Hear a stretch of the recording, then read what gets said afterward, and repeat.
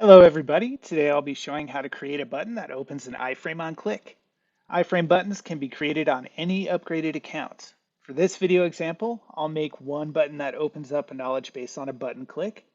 I'll also show you how to embed a YouTube video onto an iFrame that opens on a button click. To get started, I'll first click on my first button.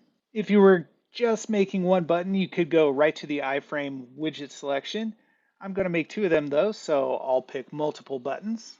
You can select the type of menu animation you want. I'll just use the default option. Next, I'll select the type of buttons I want. So I'll select iFrame widget twice here, and then I'll hit next. Now I'll pick what my menu button looks like. I just want an icon you can click on, so I'll go ahead and select that. Next, you can customize the color scheme for your button group. I'll stick with the default colors for this example. On the next page, you can configure the individual buttons. So I want to change the menu button icon, so I'll click on menu button on the bottom left. And I like the hamburger icon for a menu button, so I'll go ahead and get that selected. Next, I'll click on my first widget, and in the drop-down menu up top, I'll select Create New Widget. I'll name the widget Knowledge Base. Next is where you enter the URL or embed code for whatever you're putting into the iframe. For my knowledge base button, I'll be pasting in the Buttonizer knowledge base URL. Now, as I scroll down, there are some options for the size of the iframe. A knowledge base page requires some scrolling down, so I'll go ahead and make this one taller.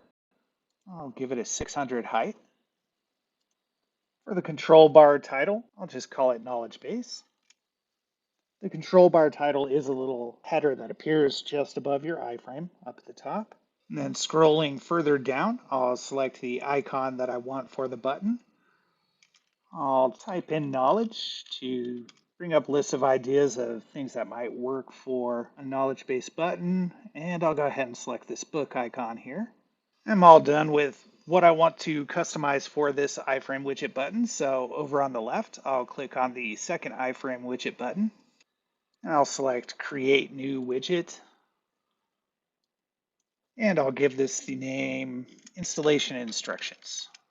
So I'll be using a video tutorial for installing Buttonizer.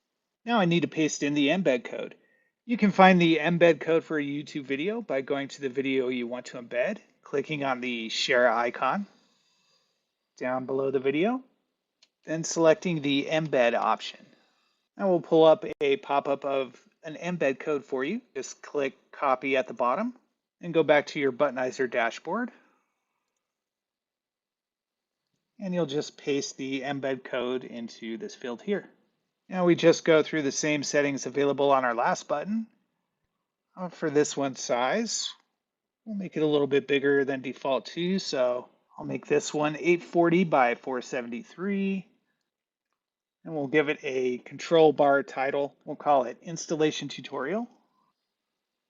And for this one's icon, we'll look for a YouTube icon. All right, I have both buttons set up, so I'll click on Next. I'll put these buttons in the bottom right corner. And now there's a section to set up page rules or special visibility settings. I don't need any of those right now, so I'll go ahead and hit Next. You can name your group here. I'll call it iFrame Group. Then I hit Finish, and I can look over the buttons in my dashboard preview.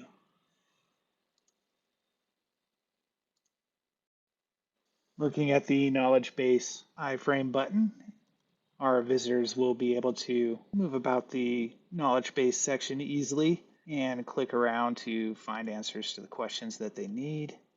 So that looks good.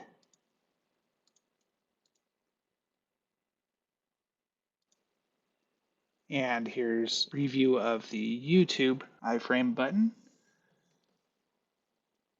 That looks like it's working good. Now I'll go over a few of the additional iFrame customization options. I'll select one of my iframes to show you. And over in the right rail, if I scroll down, there are several slider options. The first is Open Widget Full Screen. This doesn't actually open full screen, but rather it opens at the maximum size of the iframe. Now below is background overlay. If I turn that on, it adds an overlay behind the iframe while it's opened. Next is an option to close on outside click. That will allow the visitor to close the iframe with any click outside of the iframe box. If it's turned off, they have to hit the X to close button that's up here in the corner of the iframe.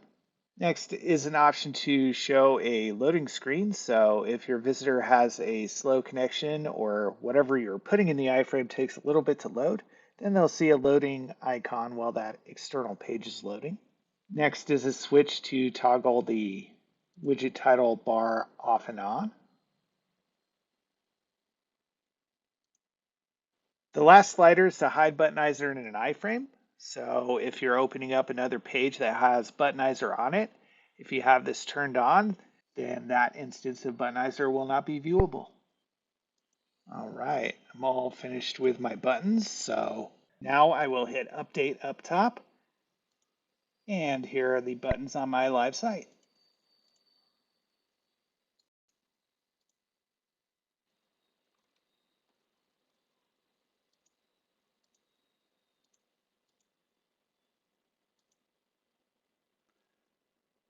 All right, that's all for creating iframe buttons. Be sure to subscribe to our YouTube channel to learn more helpful tips.